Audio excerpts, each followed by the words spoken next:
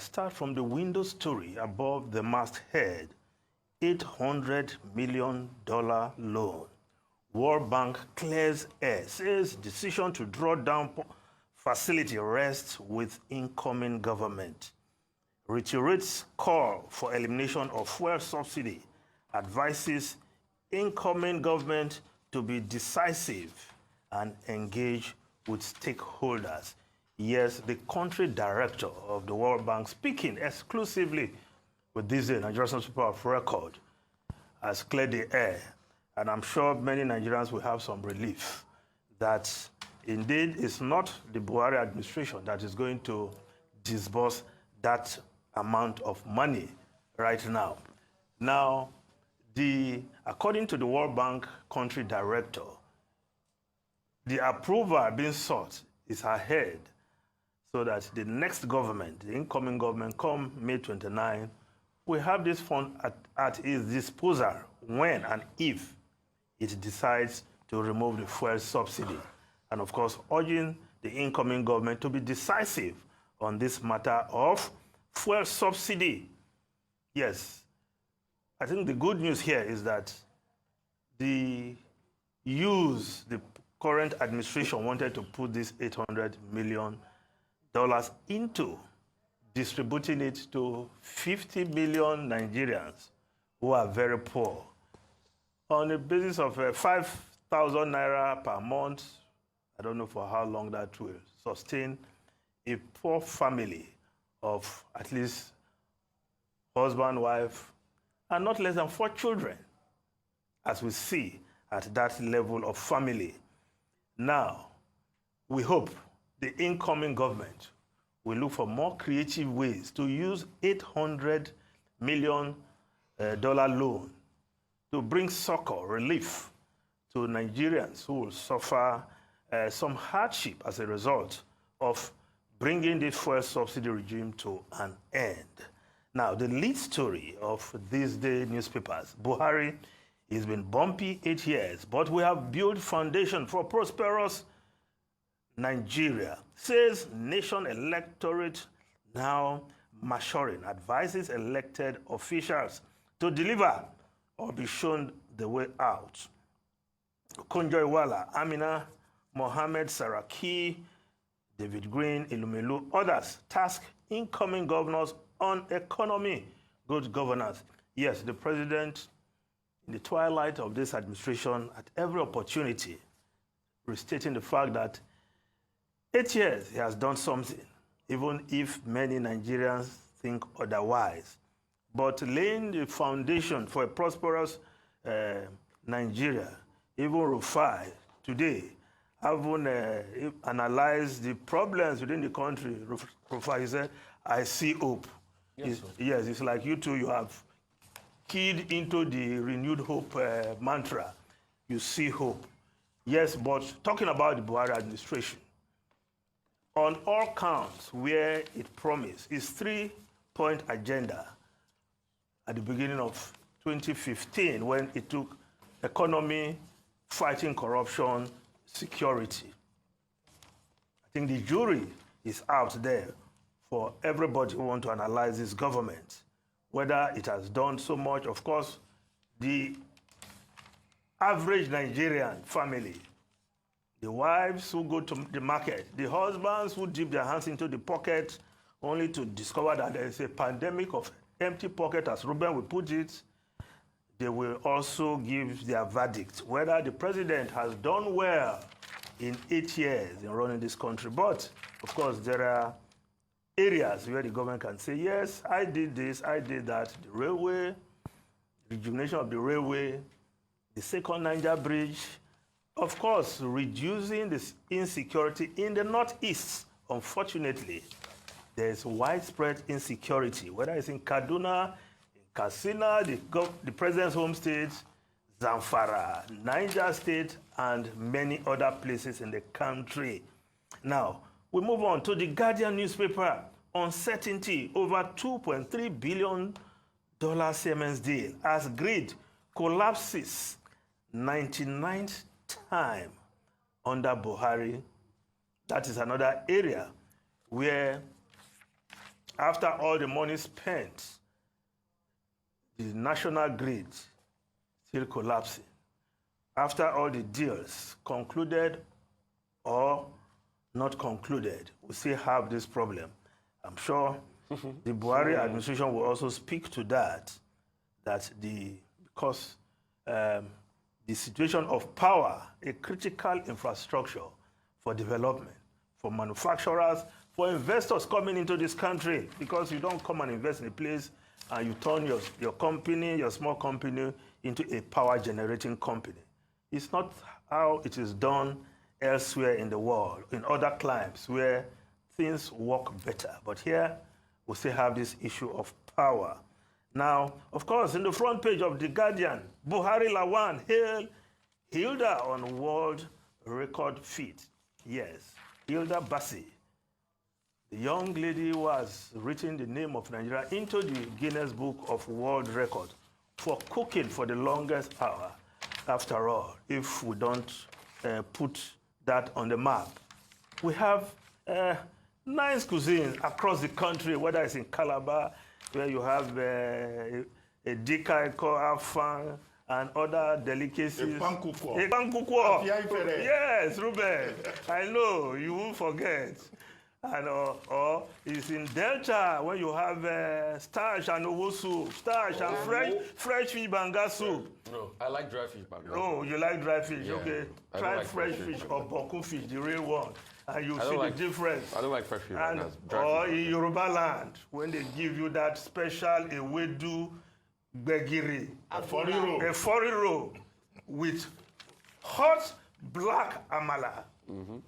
Amala to jino gongon. Yes. Yes. So we have a lot of delicacies. So it's not surprising that this young lady has taken Nigeria's culinary skills into the world space by setting a new world record for the longest cooking done by any human being. So we salute Hilda Bassi for her feat, join the president and others, including the president-elect, who have congratulated this young lady for doing Nigeria proud. Now, the Daily Independent newspaper, Nigeria's 91.6 trillion debt. Okonjo-Iweala worried over rising burden of debt servicing. Concerned it may eclipse recurrent expenditure investment, advises incoming government on private investment with multilateral support. Of course, it should be painful to somebody like Okonjo-Iweala, who was in the thick of activities to reduce Nigeria's debt burden under the Obasanjo administration. Looking these days, I think she can only just shake her head. I watched her yesterday in that exclusive interview with Adesua Omoran, and she wanted Okonjo-Iweala to prescribe what the next administration should do. She said, well, I've done my bit. There are people running things now. They will solve the problem. They should solve the problem.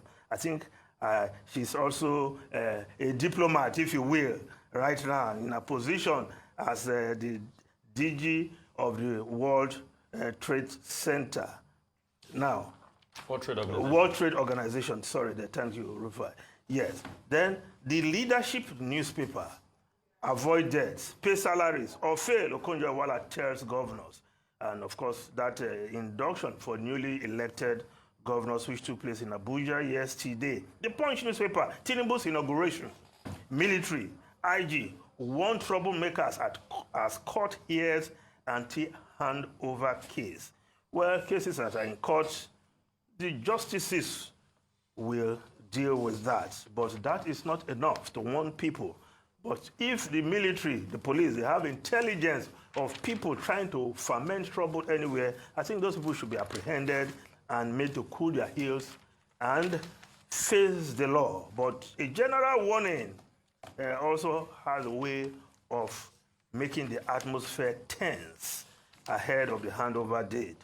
Now, the other story in front page of the Punch. Shehu Kuti spends night in custody, police plan arraignment. Of course, if there's one thing custody can do to a man, it will make you reflect.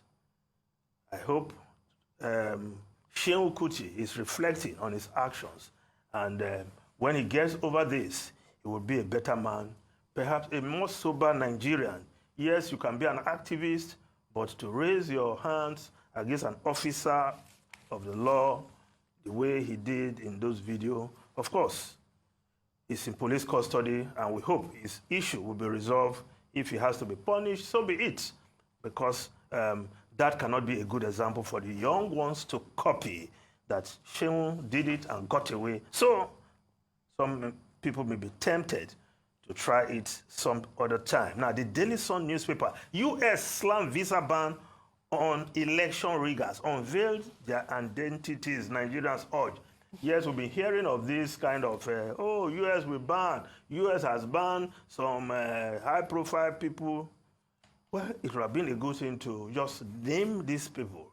But if the U.S. says they have already done that, we hope they have applied that rule to the right people, the people who were actually involved in trying to distort the will of the Nigerian people on election day, no matter who they are.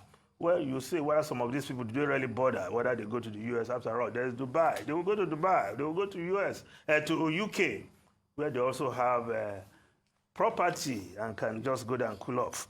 Now, the Nigerian Tribune newspaper, National Assembly presiding officers, North Central governors fault APC zoning template. Yari adamant as more senators pledge support. Well, we'll have the Yari on the program in a short while. Yes. To state his claim for this, position. But the way the North Central, of course, no, the Northwest now, that's where he represents, is asking for this position. It's, of course, other zones that are also represented, like the North Central, of course, they are faulting the template because they are not even represented in that arrangement. But it's been argued also that if the North Central has the chairmanship of the party, it is a big position that also perhaps warrant their being excluded from the zoning arrangement when it comes to the National Assembly positions. But of course, there are still other positions. The ruling party can dish out leader of the Senate, leader of the House. These are also key positions in the legislative arm of government. Now, the Vanguard newspaper, also that same story, North Central governors kick against zoning to meet Tinubu National Working Committee. The Daily Trust newspaper, NNPC to resume oil search in Lake Chad next week. Kyari opens shares for public next year. Our gas pipeline to connect over 11 countries, Europe. Yes, if we can get that done, to link our gas pipelines to Europe. Of course, if we had done that many years ago, I'm sure we would have been smiling all the way to the bank in the wake of the Russian attack on Ukraine and the gas crisis that hit Europe in the wake. Now, the Nation newspaper, IG warns subversive element against plot to derail May 29. Now, the foreign newspaper, Tory MPs tell Beverman, quit the PM pitch and stick to the day job. Yes. Home Secretary accused of undermining Sunak in speech on migration. Of course, Braverman, the Home Secretary, has been kicking against migrants coming into the country and wants sterner measures to stop the migration. And of course, she's insisting that if she campaigned for Brexit, it was because he wants UK to have control of those who come into the country. And she's still pushing that all the way. Now, the Daily Telegraph, ministers warn of sharp rise in immigration by election. Influx of workers and students at odds with pledge to cut numbers, says Home Office.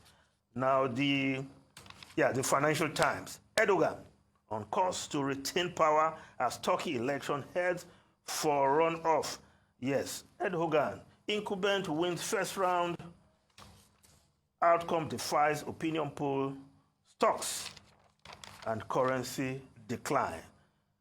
Erdogan does not look like good news for the Turkish economy, but he's holding on and may just secure another tenure in office. Ruben, Rufai, and Ayo.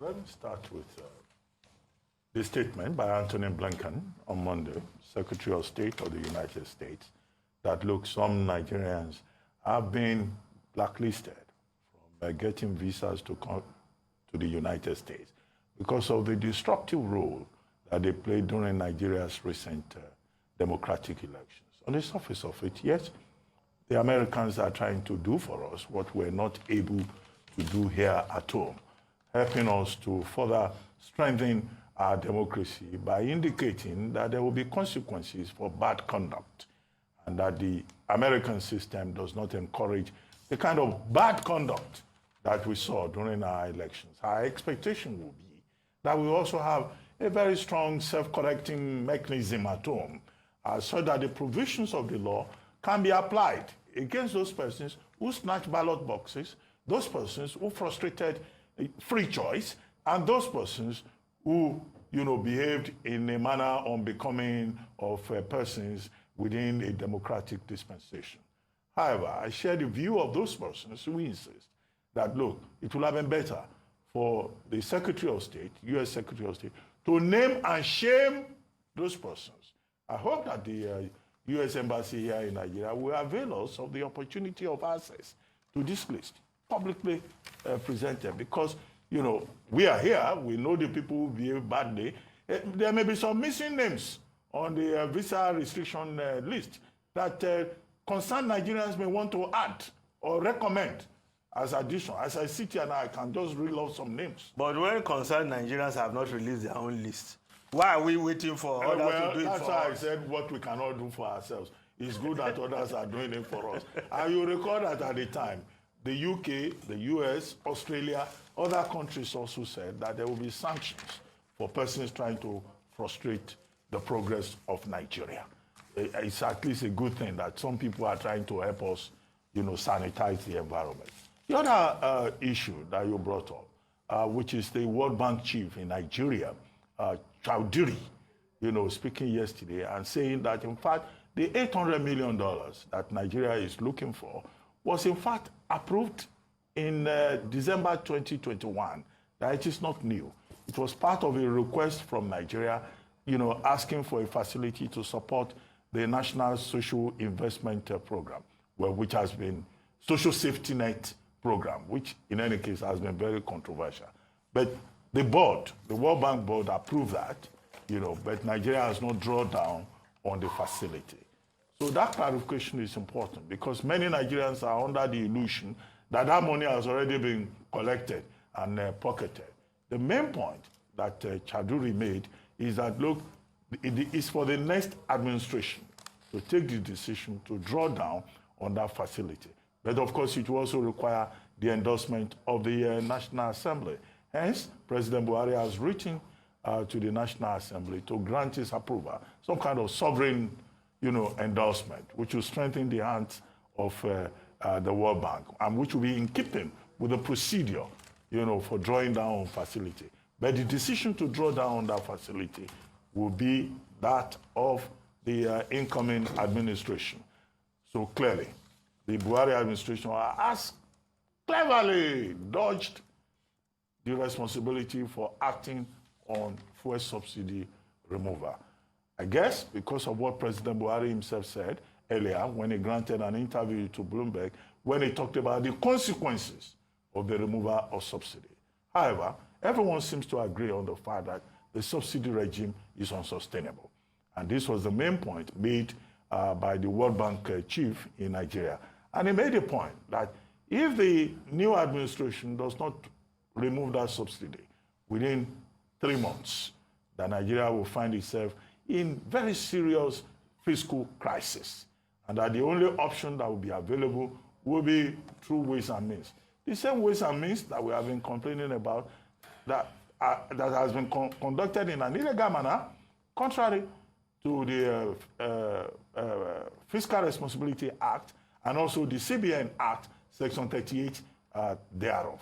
So the future looks really very challenging. But would the incoming administration find the courage to remove fuel subsidy? Can they afford, within the first 3 months, to say, we are taking this courageous decision, and this is the way forward for Nigeria? With inflation at 22.22%, will they be able to bear the cart? That remains to be seen. But the clarification offered by the World Bank chief is in order. However, the other caveat, which I pointed out yesterday, is that what makes this a serious matter is that this is the first time that Nigeria will be talking about fuel subsidy removal, and we are going to borrow money to fund fuel subsidy removal. How about the money that will be saved? Saved, yeah. From the removal As of has subsidy? been done in the past. In the past? That is what you plow into areas to ameliorate the situation. That's what has been done in the past. But this is a new development. But the good thing is that the next government will not say, we never knew that this situation was so bad, because it's the same party that will continue in office. So I have a lot of qualms even with what the World Bank chief in Nigeria said, and it has made me more scared for Nigeria. The fact that the money was requested for in 2021 as a bid to pull out subsidy and nothing was done since then. What kind of country are we living in? But they did not withdraw the money now. Since 2021, you had made the request for the money, and did it have to take the World Bank chief to come and say it? When the minister was hounded, why didn't she make this clarification? So that's the kind of country we're running. And it just shows you that we ought to have done something long ago. We didn't do it. And now we are here. It takes an explanation for the World Bank to bail us out. So we want to draw the money out now, pull out subsidy. World Bank chief says 2-3 months, if you don't pull out subsidy, you're going to be in dire straits. Are we sure this new administration is going to pull out subsidy in 2-3 months? It behoves on them to do. Why are we even talking about subsidy now? Some people say subsidy is a scam. And when we tell them the truth, they say we are negative, we hate them. Just like when I told some of them the truth about this, where's the front page of the Guardian newspaper? Or something over 2.3 billion Siemens deal. And I said it's a failure here. And somebody tell me, Rufai, you are too negative. So is this not a failure already? Have we met all the time? What is failure? And that's why I said, please, I will have been given time to define what failure is. You had timelines. By now, we're not supposed to be turning a vegetable part of the timeline. Didn't our grid go as low as 223 megawatts? And I said it's a failure. They say I'm negative. You see, when we want to do a country right, let's do it right. I've got nothing against anybody. I just want this country to be better. But when people keep dropping the ball and try to illogically defend themselves, it doesn't take us anywhere. If you failed, I accept you have failed so that you'll be able to do better. Look at where we are. Look at the joke we've become of this Siemens deal as we speak today. Where is the power? Where is the development? And these were the same people that abused Obasanjo. He spent 16 billion on power. We didn't see anything for him. How much have they spent? What have they done on power? 16 billion in 16 years. Nothing to show for it. That was the sing song. What have they done on power? I want to quickly move to the Seun Kuti case, which is another case. I condemn what Seun Kuti has done, slapping the police over. You don't do that. But also, in condemning Seun Kuti, let's also condemn the first spokesperson, Ben Ogundeyi. Seun Kuti's lawyer released something yesterday that Ben Ogundeyi, a case that ought to be taken to court, granted an interview to a Punch journalist, telling the Punch journalist that truly Seun Kuti gave the police officer 12,000 naira and begged him. Are those details not supposed to be part of the investigation in court? And the lawyer also said that he was manhandled. So should this even have been shown in the first place?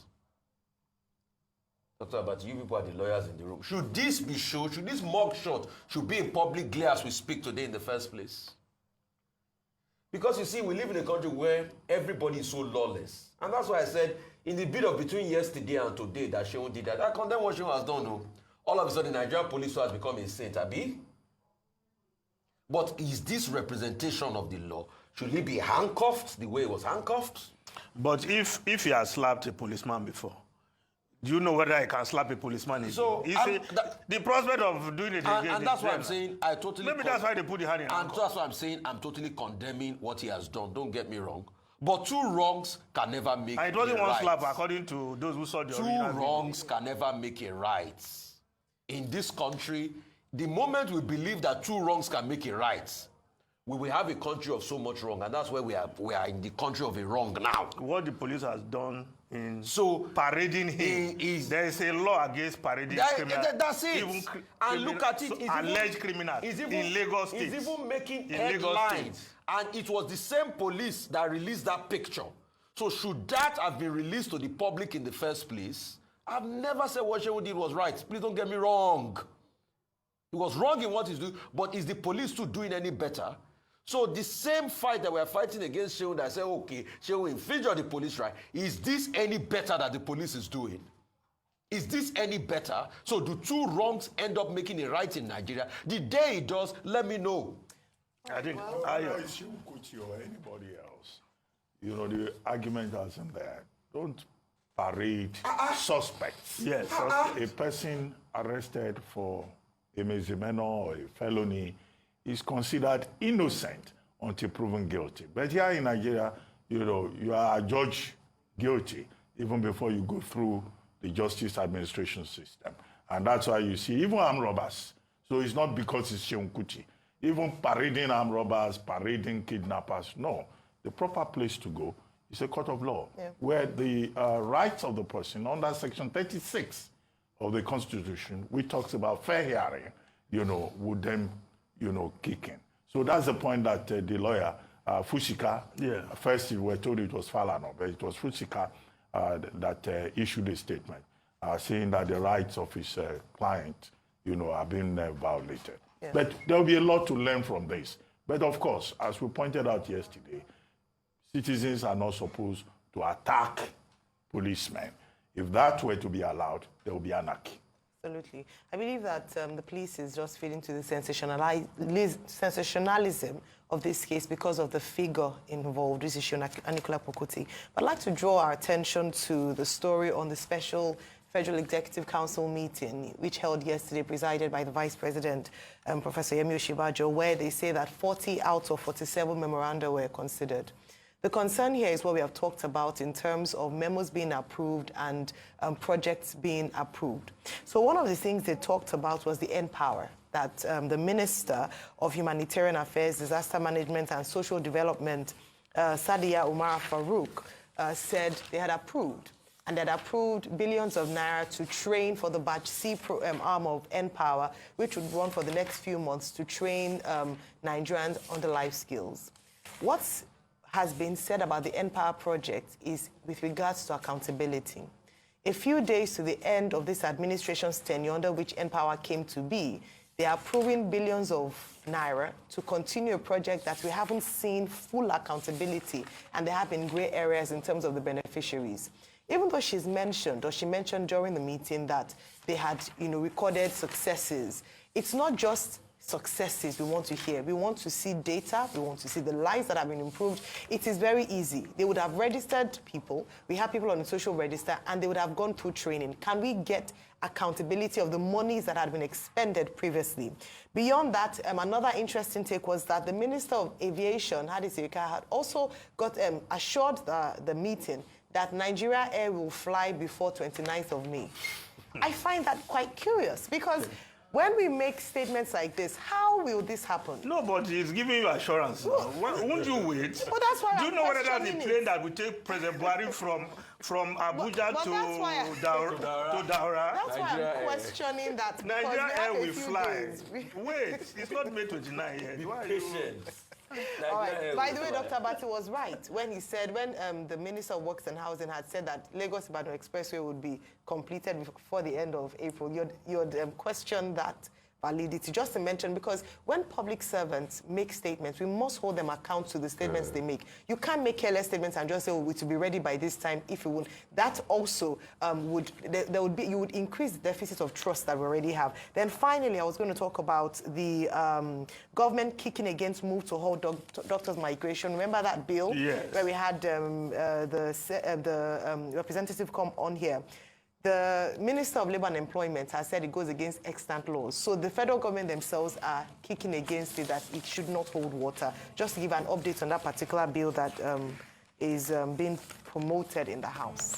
Well, thank you very much, Mr. Ifeni, for your time this morning. And time for a short break now. When we return, the morning show continues. Please stay with us.